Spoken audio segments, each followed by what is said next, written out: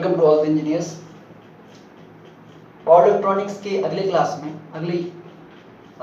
में हम लोग अभी स्टार्ट करेंगे कन्वर्टर्स, है ना। और कन्वर्टर्स है क्या, सिंपल आप लोग का नाम से ही इसका क्लियर हो रहा है। कन्वर्टर जो कि किसी एक फॉर्म से दूसरे फॉर्म में कन्वर्ट करे। हमारे जो इलेक्ट्रिकल के एप्लीकेशंस हैं, ढेर सारे एप्लीकेशंस हैं, उनमें किसी एप्लीकेशन में हम लोगों को डीसी सप्लाई की ज़रूरत पड़ती है। फॉर एग्जांपल आपके इलेक्ट्रिक ट्रैक्शन में, है कि नहीं, जिसमें कि ट्रेन्स को हम इलेक्ट्रिक पावर से चलाते हैं, वहाँ पे हमको डीसी मोटर, कई ट्रेन्स में डीसी मोटर्स यूज़ होते हैं, कई में इलेक्ट्रिक मोटर, एसी मोटर्स भी यूज़ होते हैं, लेकिन कई ट्रेन्स में डीसी मोटर्स यूज़ होते हैं। तो वहाँ हमें डीसी पावर चाहिए। और एसी पावर तो आप जानते हैं, जितने भी इंडक्शन मोटर्स हैं सब एसी पे चलते हैं, वहाँ एसी पावर चाहिए। कभी कभी हमें डीसी पावर ही अलग अलग वोल्टेज पे चाहिए, है ना। अभी इस वोल्टेज पर है, किसी दूसरे वोल्टेज पर चाहिए। कभी कभी एसी हमें किसी और फ्रीक्वेंसी पे चाहिए, जनरली इलेक्ट्रॉनिक्स एप्लीकेशंस में। तो हमारे पास जो इलेक्ट्रिक पावर अवेलेबल है वो या तो एसी के फॉर्म में अवेलेबल है या डीसी के फॉर्म में अवेलेबल है। डीसी भी हमारे पास ऐसा नहीं है कि अनलिमिटेड टाइप का है। अगर बैटरी की बात करें तो इट हैज अ साइज, है ना, और फिर उसको चार्ज कीजिए तो फिर उससे पावर लीजिए। तो एसी या डीसी का जो फॉर्म है, डीसी भी चाहिए कंटिन्यूअस। अगर डीसी चाहिए तो we need some mechanism which can convert AC into DC, जो कि हम लोग जानते हैं रेक्टिफायर होता है। लेकिन जो हम लोग पढ़े इलेक्ट्रॉनिक्स में रेक्टिफायर को, जिसमें कि डायोड का हम लोग यूज करते थे, वो डायोड हम लोग पावर एप्लीकेशंस में यूज नहीं कर सकते, क्योंकि उसका तो आप जानते ही हैं, इसकी रेटिंग उतनी नहीं होती है। तो उस हाई पावर रेटिंग पर काम कौन कर सकता है, डायोड की तरह ही काम कौन कर सकता है, तो वो थायरिस्टर है, जिसमें हम लोग हीट सिंक वगैरह लगाते हैं ताकि हाई करंट भी जाए उससे, जो उसकी रेटिंग के अंदर में होगा उसको रजिस्ट कर लेगा।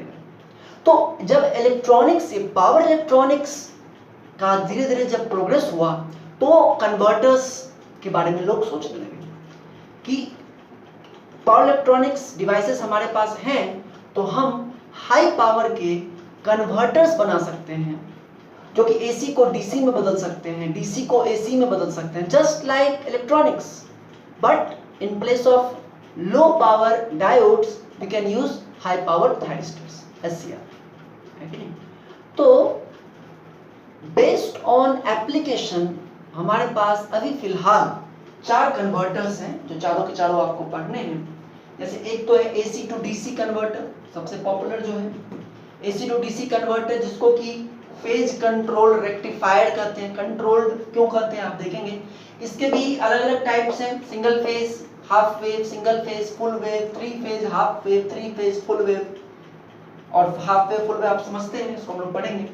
एक तो ये है, एक तो ये टाइप है जो एसी टू डीसी में कन्वर्ट करते हैं। कन्वर्टर का मतलब कई लोग सिर्फ यही समझ लेते हैं कि एसी टू डीसी ही एक कन्वर्टर। नहीं, कन्वर्टर्स कंप्लीट देखें तो ये 4 हैं, उनका ये एक पार्ट है एसी टू डीसी। उसके बाद डीसी टू एसी भी होता है इन्वर्टर, जो कि हमारे घरों में है, इन्वर्टर यूपीएस में और भी जगह यूज होता है, पावर सिस्टम में यूज होता है। एचवीडीसी, जो HVDC high voltage DC systems के कई सारे एडवांटेजेस हम लोग जानते हैं कि स्किन इफेक्ट नहीं होता है, और भी कई सारे उसके एडवांटेजेस हैं। वो सारे पावर इलेक्ट्रॉनिक्स के ही दम पर है ना, कि हमारे पास ऐसे डिवाइसेस हैं जो कि हाई पावर एसी को डीसी में कन्वर्ट करके ट्रांसमिट करवाएं, और फिर लोड के करीब उस डीसी को वापस एसी में कन्वर्ट करके डिस्ट्रीब्यूशन करें। तो वहां पर ये दोनों ही चीजों का यूज होता है। जनरेटिंग प्लांट के पास एसी टू डीसी, और फिर लोड के पास डीसी टू एसी। नेक्स्ट देखिए तो डीसी टू डीसी चॉपर्स, इनका भी यूज है ना। एक्चुअली ये कोई सिंपल सा स्विच है, ये देखेंगे हम लोग किस तरह से काम करता है। But DC to DC choppers का भी यूज है, जो कि एक लो वोल्टेज डीसी को, एक DC transformer you can say just, जो कि low power low voltage DC को हाई वोल्टेज डीसी में कन्वर्ट कर सकता है, हाई वोल्टेज डीसी को लो वोल्टेज डीसी में कन्वर्ट कर सकता है, एवरेज के टर्म्स में, है ना। तो आप कहेंगे सर ट्रांसफॉर्मर तो डीसी पे काम नहीं करता है, तो ये डीसी का ट्रांसफॉर्मर है, चॉपर। और एक और है जो हमने कहा कि अलग अलग फ्रीक्वेंसी की भी एप्लीकेशन पड़ती है, तो AC at some frequency to AC at other frequency, cycloconverters. ये भी स्टेप अप स्टेप डाउन दोनों टाइप का होता है। हम लोग फ्रीक्वेंसी को घटा भी सकते हैं, फ्रीक्वेंसी को बढ़ा भी सकते हैं विद इन अ रेंज। तो ये चारों कन्वर्टर्स के अंदर आते हैं। कोई ना कोई किसी न किसी को कन्वर्ट कर रहा है। हो सकता है फ्यूचर में और भी कन्वर्टर्स आए डिपेंडिंग अपॉन एप्लीकेशन। फिलहाल तो ये 4 हैं और ये चारों आपको पढ़ना है। तो हम अब स्टार्ट करेंगे first which is AC to DC converter, phase controlled rectifier. और उसमें भी सबसे पहले स्टार्ट करेंगे single phase half wave controlled rectifier having resistive load. Single phase fully controlled half wave rectifier with resistive load. ठीक है, तो इसमें हर एक टर्म का अपना अपना मीनिंग है। सिंगल फेज तो आप समझ ही रहे हैं, single phase. Fully controlled, fully controlled का मतलब ये होता है कि हम जो काम कर रहे हैं, सिंगल फेज AC को DC में कन्वर्ट कर रहे हैं, इसको हम कंट्रोल कर सकते हैं पूरी तरह से। कंट्रोल करने का मतलब क्या है? कंट्रोल करने का मतलब ये है कि जो आउटपुट वोल्टेज जो DC के फॉर्म में आएगा वो ऐसा नहीं कि कांस्टेंट आएगा। हम चाहे तो ये हमारे ऊपर, हमारे कंट्रोल के ऊपर, हम चाहे तो उस वैल्यू को बढ़ा घटा सकते हैं। इसी का मतलब होता है फुल्ली कंट्रोल्ड।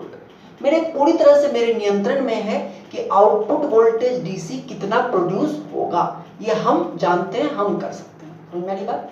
फुल्ली कंट्रोल का मतलब ये कैसे करते हैं हम लोग देखेंगे अभी। अच्छा, half wave rectifier. Half wave rectifier का मतलब आपको पता ही है कि एक साइकिल में रेक्टिफाई करेगा, एक साइकिल में पूरी तरह से मतलब AC है तो इसका एक साइकिल में 2 पार्ट होंगे, एक पॉजिटिव हाफ होगा, एक नेगेटिव हाफ होगा। तो पॉजिटिव हाफ को लेकर के चलते हैं तो पॉजिटिव हाफ ही आउटपुट को मिलेगा, नेगेटिव हाफ नहीं मिलेगा। फुल वेव होता तो दोनों होता है कि नहीं, लेकिन हाफ वेव है तो एक हाफ मिलेगा साइकिल का, अदर हाफ नहीं मिलेगा। Fully control half wave rectifier with resistive load. Resistive load के साथ काम कर रहे हैं, मतलब आउटपुट वोल्टेज और आउटपुट करंट दोनों किस में होगा? फेज में होगा। सर्किट देखिए, मैंने आपको पहले भी कहा है कि पावर इलेक्ट्रॉनिक्स में आप चूंकि वेवफॉर्म्स हैं और सर्किट्स हैं, तो आपका जो मेन काम होगा वो ये होगा समझना कि ये करता क्या है, पहला, जो कि इंट्रोडक्शन पार्ट हो जाएगा। दूसरा सर्किट, वो आपको याद करना पड़ेगा। बस सर्किट याद कीजिए और वर्किंग याद कीजिए कैसे काम करता है, और उसके बाद वेवफॉर्म खुद से बनाइए। वेवफॉर्म को याद करने की कोई जरूरत नहीं, हम कोशिश करेंगे कि जितना भी यहाँ पर डिस्कस करें उसमें आप वेवफॉर्म बनाना सीख जाए, है ना। तो इसका सर्किट देखिए क्या है, यहाँ पर AC सोर्स है, सिंगल फेज AC को बदलना है तो ये AC सोर्स है। अब जैसे डायोड में होता था, जैसे रेक्टिफायर में हम लोग पढ़े थे कि डायोड लगा होता था, तो यहाँ पर डायोड में लग के क्या लगेगा? थायरिस्टर लगेगा। ठीक है, और थायरिस्टर के ये जो IS है ये क्या है? Source current. थायरिस्टर से जो करंट है वो क्या है? IT, thyristor current. थायरिस्टर के क्रॉस जो वोल्टेज है वो क्या है? VT। IT VT आप हमेशा लिखेंगे किसी भी सर्किट में, IS में लिखेंगे सोर्स करंट, और लोड के क्रॉस जो करंट है या आउटपुट जो करंट है वो भी लिखेंगे I0, और लोड के क्रॉस जो वोल्टेज है वो भी लिखेंगे V0। यहाँ पर जैसा आप देख सकते हैं IS, IT, I0 तीनों सेम होगा। क्यों? क्योंकि तीनों क्या है? सीरीज, मतलब एक ही है ना करंट। जो IS होगा वही IT होगा, वही I0 होगा। ठीक है, तो वेव फॉर्म जो बनाएंगे, पहले तो वर्किंग हम लोग समझ लेंगे इसका, लेकिन वेव फॉर्म में आपको VS, VT, I0 और V0, VS, VT, I0, V0, ये 4 चीज तो रखना ही रखना है। सोर्स वोल्टेज, थायरिस्टर के क्रॉस वोल्टेज, लोड के क्रॉस वोल्टेज, लोड के क्रॉस करंट, ये 4 चीज तो मिनिमम है जो कि रखना ही है। जैसे मैंने भी यहाँ पर देखिए VS, अच्छा एक और चीज है मिनिमम, गेट करंट, हाँ ये भी रखना है आपको। VS, IG, V0, I0, VT, ये 5 चीज रखे हैं, तो ये मिनिमम है, इतना तो रखना ही है। अधिकतर में यही 5 रहता है, किसी किसी में 1-2 एक्स्ट्रा आता है। अब देखिए इसकी वर्किंग, अब इसका वर्किंग देखते हैं। देखिए एक एक करके अगर हम लोग देखें तो जैसे ही सप्लाई का ये पॉजिटिव हाफ स्टार्ट होगा, है ना, जैसे ही सप्लाई का पॉजिटिव हाफ स्टार्ट होगा ये जो है आपका थायरिस्टर है, ये फॉरवर्ड बायस हो जाएगा। बहुत कम वोल्टेज पे फॉरवर्ड बायस हो जाता है क्योंकि गेट ट्रिगरिंग है ना, हम लोग फॉरवर्ड वोल्टेज ट्रिगरिंग नहीं यूज कर रहे, गेट ट्रिगरिंग। तो ये फॉरवर्ड बायस तो हो गया, लेकिन रहेगा किस मोड में? फॉरवर्ड ब्लॉकिंग मोड में, ठीक है, क्योंकि गेट करंट नहीं दिए। तो गेट करंट जब इसको देंगे उसके बाद ये फॉरवर्ड कंडक्शन मोड में आएगा, ठीक है। तो गेट करंट कब देंगे? तो ये सप्लाई देने के बाद सपोज कि अल्फा एंगल पर, मतलब omega T equal to alpha पर हम लोग इसको गेट सप्लाई दे रहे हैं। मतलब कितने टाइम बाद दे रहे हैं देख लीजिए, गेट सप्लाई दे रहे हैं omega T equal to alpha पर, तो T equal to alpha by omega second. Supply देने के अल्फा बाई ओमेगा सेकेंड पर हम लोग गेट सप्लाई दे रहे हैं, ठीक है ना। तो जैसे ये 0 है, ये 180 डिग्री है, वैसे ये भी होगा कुछ 20 डिग्री 30 डिग्री कुछ भी हो सकता है। तो देखिए ये जो अल्फा है, जिस ओमेगा टी इक्वल टू जिस वैल्यू पर हमने गेट सप्लाई दिया, इस अल्फा को क्या कहते हैं? Firing angle. फायरिंग एंगल क्या होता है? जिस समय आपका thyristor forward conduction forward blocking mode में आया, जिस समय आपका conductor thyristor forward blocking mode में आया, वहां से लेकर के जिस एंगल पर, जिस समय उसको ऑन की फॉरवर्ड ब्लॉकिंग मोड में आया, उस समय से लेकर के जिस एंगल पर फॉरवर्ड कंडक्शन मोड में लाया गया, जिस एंगल पर उसको गेट सप्लाई दिया गया, गेट सप्लाई देंगे फॉरवर्ड कंडक्शन में आ जाएगा, उस एंगल को क्या कहते हैं? Firing angle. नोट्स में आपको इसका डेफिनेशन चला जाएगा कि the angle eight which the thyristor comes in forward conduction mode, है ना, ठीक है, after being in forward blocking mode. ऐसा नहीं कि बहुत देर से रिवर्स ब्लॉकिंग मोड में है और उसके बाद डायरेक्ट ये फायरिंग एंगल वाला पार्ट आएगा, नहीं। जिस समय फॉरवर्ड ब्लॉकिंग मोड में आया, उस समय से लेकर के जितने देर में फॉरवर्ड कंडक्शन मोड में आया, उसको कहेंगे फायरिंग एंगल। फॉर एग्जांपल देखिए, जैसे मान लीजिए अल्फा की वैल्यू 30 डिग्री, मतलब यहाँ पे 30 डिग्री पर है, ठीक है ना। क्या होगा, जस्ट हम आपको एक व्यू दे रहे हैं कि हम कह रहे हैं कि अल्फा इक्वल टू कितना है? 30 डिग्री, ठीक है।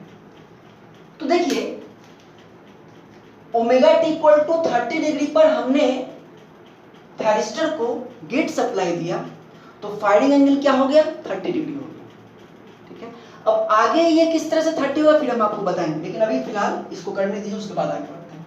अब एक एक करके हम लोग अलग अलग सेक्शन में देखते चलेंगे। सबसे पहले देखिए, मतलब कि 30 डिग्री पर हमने गेट सप्लाई दिया कुछ इस तरह से, गेट सप्लाई, ठीक है। अब देखिए 0 ओमेगा टी अल्फा, 0 से अल्फा के बीच में, 0 से अल्फा के बीच में, तो 0 से अल्फा के बीच में जो आपका थायरिस्टर है वो फॉरवर्ड ब्लॉकिंग मोड में है, मतलब ये ऑफ है, कंडक्शन नहीं कर रहा है, कुछ इस तरह से। और एक एक करके, जैसा मैंने कहा कि ऐसे वेवफॉर्म बनेंगे, एक एक करके हम लोग सबको देखते चलेंगे। सबसे पहले देखते हैं वी आउटपुट को। तो ओमेगा टी इक्वल टू 0 से अल्फा के बीच में ये फॉरवर्ड ब्लॉकिंग मोड में है, करंट फ्लो कर नहीं रहा है, तो वी आउटपुट की वैल्यू क्या होगी? 0। तो ये इस जोन में ये क्या रहेगा? 0 रहेगा। और आउटपुट वोल्टेज 0 है, तो आउटपुट करंट भी क्या रहेगा? 0 रहेगा। अब इस जोन में अगर देखिए तो इधर कोई वोल्टेज है नहीं, तो जो यहाँ का वोल्टेज वही यहाँ का वोल्टेज, आप केवीएल से भी देख सकते हैं, जो यहाँ का वोल्टेज वही यहाँ का voltage, VT equal to VS। तो जैसा VS है वैसा VT होगा, कुछ इस तरह से। जैसे ये पीक पे नहीं गया, कुछ इधर ही है, तो ये भी कुछ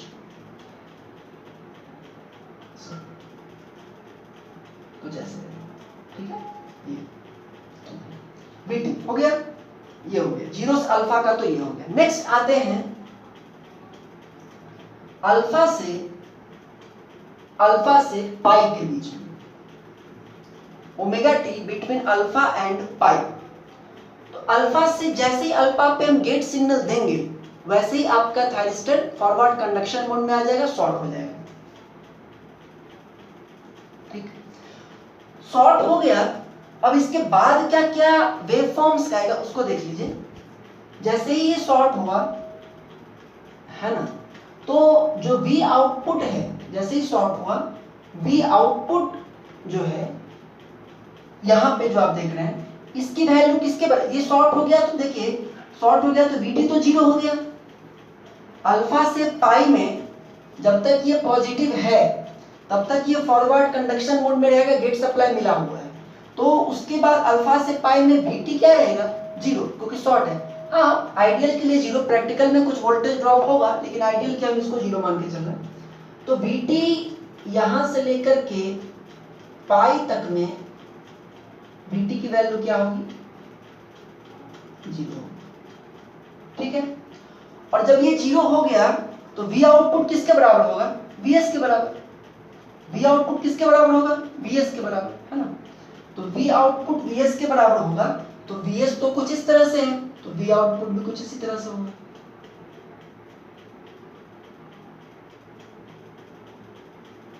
है ना, V आउटपुट। और I आउटपुट, क्योंकि लोड आपका रेजिस्टिव लोड है इसलिए I आउटपुट और V आउटपुट किस में होंगे, फेज में होंगे, तो ये भी कुछ इसी तरह से होगा।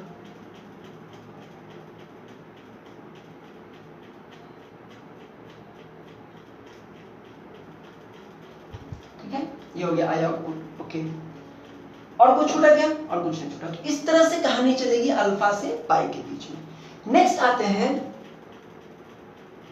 पाई से 2 पाई के बीच में, पाई से 2 पाई के बीच में। तो पाई से 2 पाई के बीच में सप्लाई वोल्टेज की पोलैरिटी चेंज हो जाएगी। ठीक है, और आपका जो थायरिस्टर है वो रिवर्स बायस्ड हो जाएगा।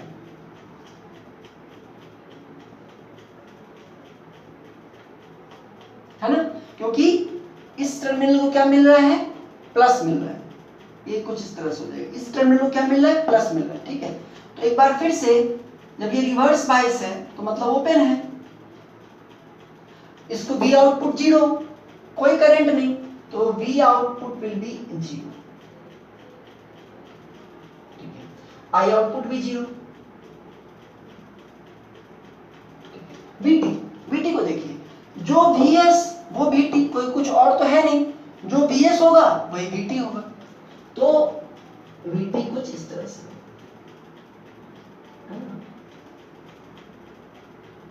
ठीक है, कुछ इस तरह से। ठीक है, और तो कुछ है नहीं, सारा कुछ हो गया। ठीक है, अब आते हैं अगले बार। अब देखिए 2 पाई के बाद वापस आपका जो थायरिस्टर है वो फॉरवर्ड ब्लॉकिंग मोड में आने वाला है, क्योंकि वोल्टेज इसको फिर से क्या मिलेगा, पॉजिटिव वोल्टेज मिलेगा। तो अब देखते हैं 2 पाई से लेकर के 2 पाई प्लस अल्फा के बीच में, क्योंकि फिर अल्फा हमारा फायरिंग एंगल क्या है, अल्फा है, और अल्फा क्या है 30 डिग्री। तो 2 पाई का मतलब होता है 360 डिग्री, है ना, और हमारा अल्फा यानी फायरिंग एंगल कितना है, 30 डिग्री है। मतलब अब कितने एंगल पे फायरिंग एंगल मिलेगा, 260 प्लस 30, मतलब 290 डिग्री पर। समझ रही बात। तो मेरा वही हम उसमें रोक दिए थे बातों का ना, कि अल्फा इक्वल टू 30 डिग्री है, इसका मतलब कि फायरिंग एंगल कितना है, 30 डिग्री है। इसका मतलब ये है कि जिस समय आपका थायरिस्टर फॉरवर्ड ब्लॉकिंग मोड में आया उसके 30 डिग्री बाद, है ना, उसके 30 डिग्री बाद टाइम के फॉर्म में देखें तो omega T equal to 30 degree, तो T equal to 30 by omega, इतने टाइम बाद या जिस समय फॉरवर्ड ब्लॉकिंग मोड में आया उसके 30 डिग्री बाद हम लोग क्या करेंगे, उसको गेट सप्लाई देंगे। मतलब जो टाइम लगता है या जो एंगल लगता है फॉरवर्ड ब्लॉकिंग मोड से लेकर के फॉरवर्ड कंडक्शन मोड आने में, उसी को क्या कहते हैं, फायरिंग एंगल कहते हैं। ठीक है, तो ये कंफ्यूज नहीं होना है कि फायरिंग एंगल 30 डिग्री है कि 290 डिग्री है। फायरिंग एंगल 30 डिग्री है। ठीक है, और बेसिकली क्या है, forward conduction mode forward blocking mode से फॉरवर्ड कंडक्शन मोड तक का जो एंगल है वही आपका फायरिंग एंगल है। तो वापस हम लोग 290 डिग्री पर अल्फा इक्वल टू 30 डिग्री पर वापस हम लोग गेट पल्स देंगे, लेकिन उससे पहले अभी हम लोग को देखना है 2 पाई से 2 पाई प्लस अल्फा के बीच में इसकी पोलैरिटी क्या होगी, ये हो जाएगी प्लस माइनस, ये थायरिस्टर भी आपका है ना प्लस माइनस रहेगा, फॉरवर्ड बायस रहेगा, लेकिन फॉरवर्ड ब्लॉकिंग मोड में रहेगा, इसलिए क्या रहेगा, ऑफ रहेगा। ठीक है, तो देखते हैं कि करके वी आउटपुट इसमें क्या रहेगा, जीरो ही रहेगा, कोई करंट नहीं। आई आउटपुट भी जीरो ही रहेगा, कोई करंट नहीं। VT will be equal to VS, जो यहाँ पे हो रहा है वही यहाँ पे हो। ठीक है, ये हो गया, और बाकी सब तो आप देख ही रहे हैं। फिर से 2 पाई प्लस अल्फा से 2 पाई प्लस अल्फा से ये गलत लिखा गया ना, 5 पाई बाई 2 3 पाई बाई 2 तो यहाँ का होता है 5 pi by 2 2 pi plus alpha से 5 पाई बाई 2 के बीच में, ठीक है, 5 पाई बाई 2 नहीं 3 पाई, सॉरी 3 पाई के बीच में, ठीक है, इसके बीच में ये आपका शॉर्ट रहेगा फिर से, और जैसा यहाँ के बीच का वेव फॉर्म बना है वैसा ही बनेगा ना, ये कुछ इस तरह से। तो हम यही कह रहे थे आपको कि आप वर्किंग अगर आप समझ लें तो फिर आपको याद करने की कोई जरूरत नहीं पड़ेगी, फिर आप उसको जस्ट एक सिंपल तरीके से समझते चले जाएंगे। और इस पीरियड में ये जीरो, और फिर इसके बाद जैसे चल रहा है वैसे चल रहा है, तो ये इसका वेव फॉर्म बन जाएगा, सिंपल समझ रही बात। तो कुछ इस तरह से सिंगल फेज आप देख सकते हैं, आउटपुट वोल्टेज डीसी ही है, डायरेक्ट है ना। अच्छा, इस डायरेक्ट है ना, इसमें कोई रिवर्स नहीं है, फिल्टर वगैरह लगाएं तो और ज्यादा प्योर डीसी मिलेगा। इसको देखिए, इसको फुल्ली कंट्रोल्ड क्यों कहते हैं वो हम लोग देखेंगे, लेकिन आप एक बात समझ रहे हैं कि ये अल्फा हमारे कंट्रोल में है ना। हम अल्फा को 30 डिग्री चाहे तो कर ले, 15 डिग्री चाहे तो कर ले, 45 चाहे तो कर ले, 60 चाहे तो कर ले, जितना चाहे उतना कर सकते हैं। हम टाइम कैलकुलेट कर सकते हैं कितना टाइम बाद हमको गेट पल्स देना है, और उस हिसाब से हम लोग कैलकुलेट कर सकते हैं कि कितना आउटपुट वोल्टेज मिलने वाला है। ठीक है, तो वैसे हम इसको एक बार देखेंगे। अब आते हैं इसके कैलकुलेशन के पार्ट पे, कुछ कैलकुलेशंस हम लोगों को करना है।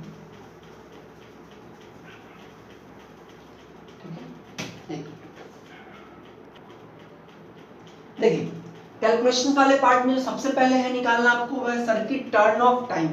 सर्किट टर्न ऑफ टाइम मतलब जितने देर के लिए थायरिस्टर आपका रिवर्स ब्लॉकिंग मोड में रहता है। तो आप देखिए, यहाँ के बाद तो ये फॉरवर्ड, यहाँ से यहाँ में जीरो से अल्फा में किस मोड में रहता है, फॉरवर्ड ब्लॉकिंग मोड में। अल्फा से पाई में किस मोड में रहता है, फॉरवर्ड कंडक्शन मोड में। और पाई से 2 पाई में किस में रहता है, रिवर्स ब्लॉकिंग मोड में। तो कितने टाइम के लिए रिवर्स ब्लॉकिंग मोड में रहता है, पाई ड्यूरेशन के लिए, पाई है ना, मतलब पाई एंगल के लिए रहता है। टाइम तो निकाल लेंगे ओमेगा टी इक्वल टू पाई से, लेकिन कितने ही में रहता है। तो उसको क्या तरीका है, omega T C equal to pi. Pi radian जो है उतने में ये क्या रहता है, रिवर्स ब्लॉकिंग मोड में। Omega T C equal to pi, तो टी सी इक्वल टू क्या हो जाएगा, पाई बाई ओमेगा सेकेंड। कितने देर के लिए रहता है रिवर्स ब्लॉकिंग मोड में, तो पाई बाई ओमेगा सेकेंड। ठीक है, बाकी आपको पता ही है, पाई तो पाई ही है, ओमेगा 2 पाई एफ है, फ्रीक्वेंसी जो भी होगी वो होगा। अगर 50 है तो आप निकाल सकते हैं कितने देर के लिए रहता है ऑफ मोड में। ठीक है, पाई अपॉन 2 पाई एफ जो भी होगा। अब इसको अगर करें, थोड़ा सा इंटरेस्टिंग डाटा लग रहा है हमको, 3.14 डिवाइडेड बाई 2 पाई एफ है ना, तो 2 इंटू एफ यानी 50, 100, 314। ठीक है, तो ये कितना हो जाएगा, इंटू 10 टू दी पावर -2, यानी ये 0.01 सेकेंड 0.01 सेकेंड के लिए ये क्या रहता है, ऑफ रहता है, ठीक है। और उसके बाद फिर इसका भी कैलकुलेशन कर सकते हैं कि कितने देर के लिए फॉरवर्ड ब्लॉकिंग में रहा और फिर कितने देर के लिए फॉरवर्ड कंडक्शन में रहा। इस तरह से इसका चल रहा है। सेकेंड जो क्वांटिटी आपको निकालनी है वो average voltage across load in A cycle. एक साइकिल में मतलब 0 से लेकर के 2 पाई में एवरेज वोल्टेज कितना मिला आपके लोड को, एवरेज वोल्टेज कितना मिला। तो एवरेज निकालने क्या फॉर्मूला है, 1 बाई पूरा का पूरा टाइम पीरियड 2 पाई, और कहां से कहां में वोल्टेज मिल रहा है आपको, अल्फा से पाई में मिल रहा है, अल्फा से पाई में मिल रहा है ना।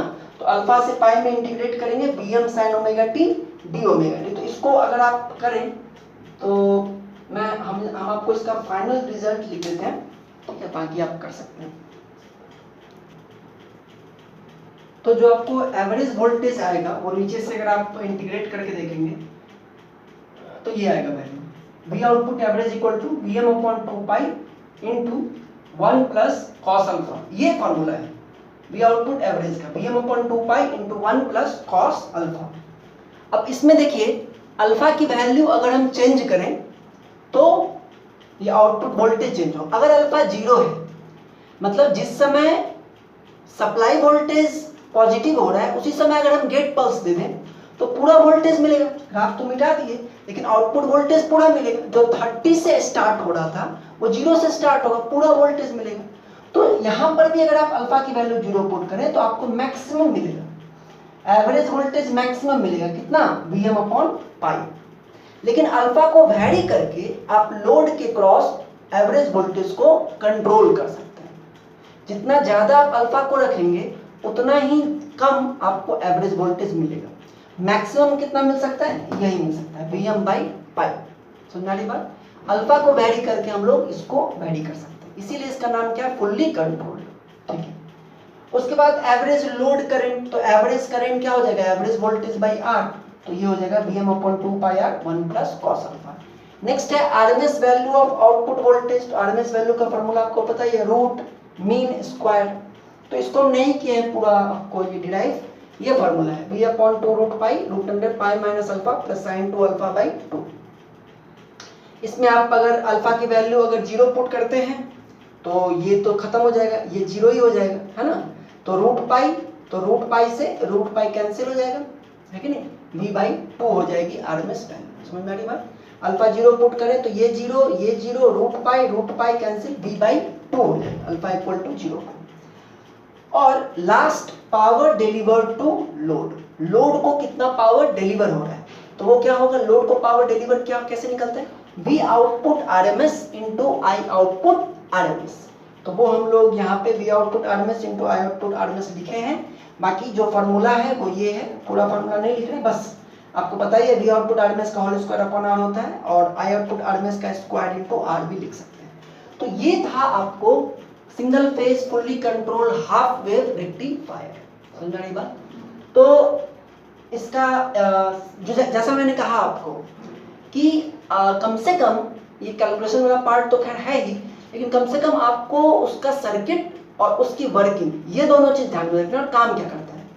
उसके बाद वेव फॉर्म आप थोड़ा सा प्रैक्टिस से बना सकते हैं, और कैलकुलेशन वाला पार्ट तो जनरली अगर नोट्स में आता है तो लिखने का वैसे नहीं है, आप चाहें तो लिख सकते हैं। न्यूमेरिकल्स के लिए इंपॉर्टेंट है, जो कि उतना एसवीटी में नहीं पूछता है, हालांकि ऑब्जेक्टिव में डायरेक्ट फॉर्मूला पूछ सकता है, इसलिए याद कीजिएगा इसको, ठीक है। तो आज के लिए इतना रहने देते हैं, अगले क्लास में हम लोग पढ़ेंगे विथ आरएल लोड, जब इसमें इंडक्टिव लोड ऐड होगा तो क्या होगा, ठीक है। Thank you.